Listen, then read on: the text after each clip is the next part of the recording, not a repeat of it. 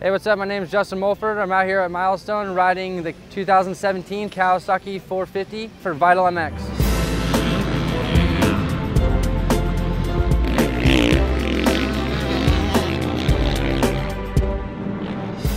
For 2016, the Kawasaki KX450F was basically all new, meaning for 2017 they're naturally just going to refine the package. They kept most of these small refinements to the chassis itself, being with the suspension, front and rear being updated, along with new front triple clamps, also a new link arm and the bell crank, along with an updated swing arm for a little more clearance for the shock. Starting with the front of the bike, the changes in the forks were a little bit noticeable. Kawasaki last year took quite a dive with the air pressures really changing up how they do the inner, the balance, and the outer chamber by really tweaking to try to make the fork have a more progressive feel, start a little bit softer and ramp up a little bit more consistently. Still feel like that feels a little bit similar this year, still with the fork setting. I think the biggest thing is the triple clamp.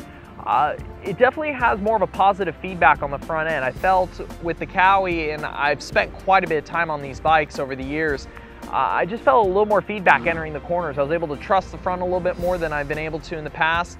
I just felt a little bit better connection. I was able to dive it in a little bit more. At the same time though, I feel like it also maybe put a little bit of tension on it. Around the mid-stroke, I felt a little bit of harshness I don't remember in last year's fork. Because of this, I just softened up the clickers a little bit on the compression just to try to get to float through that mid-stroke a little bit easier. It feels like the new linkage setup, it feels a little more balanced, the bike, but it also feels like it ramps up a little more in the mid-stroke. I opened up the high speed to try to get to squat a little more naturally under acceleration. I tend to sit a little more towards the middle of the bike, but I do like the rear steered, so I don't get as far back as I probably need to, so I kind of make some adjustments to try to get the bike to more naturally do that for me.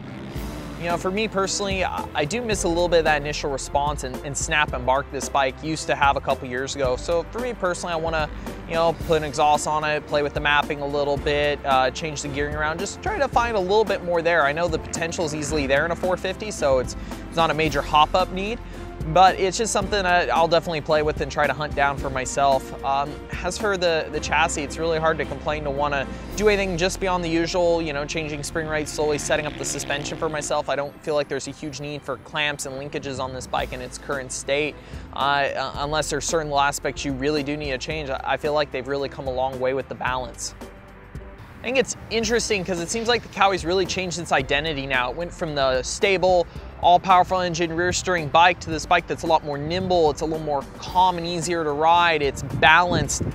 It's really changed because it's kind of opened it up to a wider range of riders, but at the same time that also takes away maybe some of the things it really had above the rest of the bikes. So not that it's doing anything really bad, but I think some people are going to jump on it and really enjoy the broadness of the package, and other people are going to jump on, they're definitely going to find little things they'd like to change.